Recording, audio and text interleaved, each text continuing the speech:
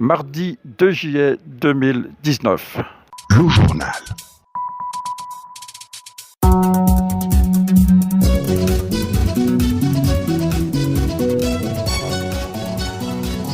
Ali Bongo est mort, intime conviction de Jean-Rémy Yama, président de Dynamique Unitaire, qui réitère à l'occasion l'invitation à la proclamation de la vacance du pouvoir pour, je cite, garantir la justice et la paix sociale. Qui en veut à la vie de l'ancien vice-président de la République, Pierre Claver Maganga Moussavou. Dans ce journal, son épouse Albertine donne de la voix contre les comploteurs présumés tapis dans l'ombre. Toujours pas d'indemnité de prise en charge psychologique pour les agents de Gabon Télévision, victimes de prise d'otages assortis de sévices divers lors du coup d'État manqué de début janvier dernier. Voici pour les titres. Proclamation de la vacance du pouvoir, la Confédération syndicale Dynamique Unitaire revient à la charge, visiblement convaincue du décès du chef de l'État Ali Bongo Ondimba, plusieurs fois donné pour mort après l'accident vasculaire cérébral AVC qu'il a accablé le 24 octobre 2018 à Riyad en Arabie Saoudite. En dépit des activités présidentielles relayées à fort renfort médiatique et des assurances de son camp politique qui se félicite d'un Ali Bongo qui a repris du service, Dynamique Unitaire se refuse à revisiter sa copie. Jean-Rémy Yama, président de Dynamique Unitaire. La Confédération syndicale Dynamique Unitaire a l'intime conviction que le chef de l'État, Ali Bongo Ondimba, est mort. Il n'existe plus. Par conséquent, Dynamique Unitaire se saisit en responsabilité dès ce jour d'ajouter à la revendication syndicale la revendication citoyenne en exigeant préalablement le déclenchement du mécanisme constitutionnel de la vacance du pouvoir.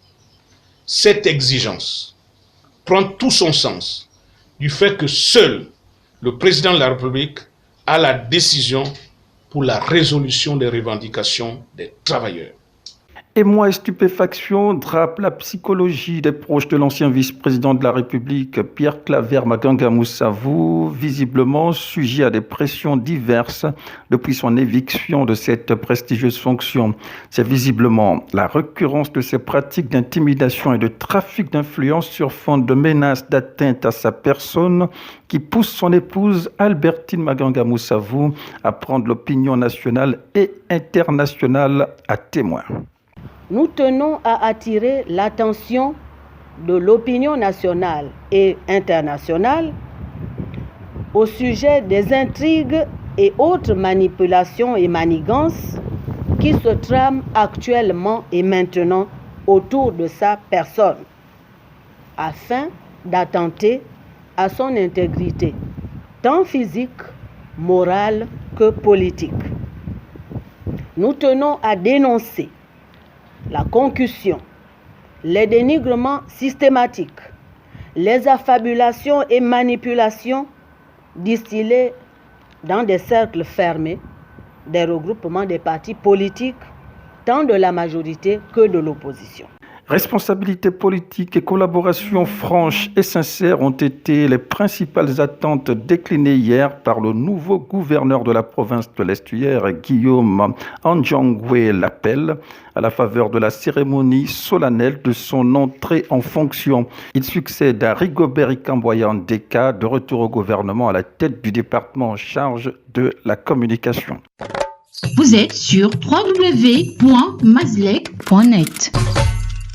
Les personnels de la chaîne de télévision publique Gabon Télévision, otages du commando, auteur du coup d'État manqué de début janvier dernier, toujours livrés à leur sort.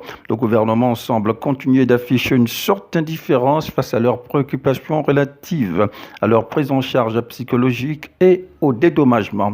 Angèle Révignet, agent à Gabon Télévision. On déplore, le fait que nos camarades, les 5 qui ont été pris en otage pratiquement pendant 5 heures de temps, n'aient jusqu'à présent pas été admis dans une structure hospitalière. ne fût-ce que pour la prise en charge de leur état psychologique. Maintenant, sur le plan de l'indemnisation, effectivement, beaucoup de nos camarades, pendant cette intervention, ont perdu des effets.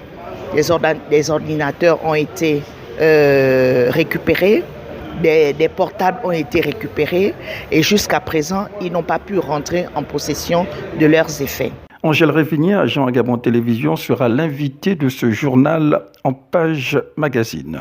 Le déficit d'éclairage public et de la qualité de la route ont fait 2 morts dans un accident de la route le week-end dernier sur l'axe PK13 aux portes de Libreville sur la route nationale. Des préoccupations sur la route qui étaient par ailleurs soulevées ce même week-end par le collectif des transporteurs sururbains de Bikélé dans ce axe du PK13 et ce à la faveur de l'Assemblée générale de renouvellement de leur bureau directeur. Les travaux qui ont été sanctionnés par l'élection à la tête de cette structure de Serge Ondo Mengara.